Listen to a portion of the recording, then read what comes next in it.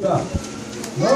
Ulitin ko, Isaiah chapter 48, verse 4. Ako ang iyong Diyos, magiging Diyos mo lang kung siya ay tinanggap mo siya sa iyong puso at mayroon kang Espiritu ng Diyos. Ingatan kayo, sabi ng Biblia, ingatan kayo, mag-ingat ka rin hanggang sa pumuti ang iyong buhok. Hindi nyo maputi na ang buhok ni Pastor. At kayo tumanda, matanda na rin, maraming matanda rin po. No, pangako ng Diyos, no? Kayo hindi nilikha kung kaya tungkulin kung kayo'y ligtas at laging kalingay. Nilikha tayo, tungkulin ng Diyos na kalingayin tayo, magpakalinga tayo. Tungkulin ng Diyos na iligtas tayo, magpaligtas tayo. Minsan tayo, hindi tayo napapakaliwag, papakalinga doon sa mga Diyos na natapaliwa sa atin. Diba? Number 3, nakikita natin kung gayon, ang pinakamalagang layunin ng Iglesia ay abutin ng mga tao tulad din ng liwanag na umabot sa kadiliman upang magbigay liwanag.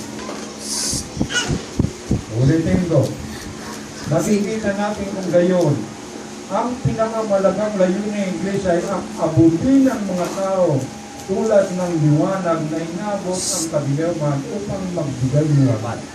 Maraming mga taong nadidiblang. Maraming pagbubatid, no? Maraming, napakarami talaga, no? Abutin natin sila, hindi naman nadidilang, paliwanagin natin sila. Hindi sinunod, hindi sibarsagang ang Diyos ko, ang tunay na pagkasa ng bawat tao.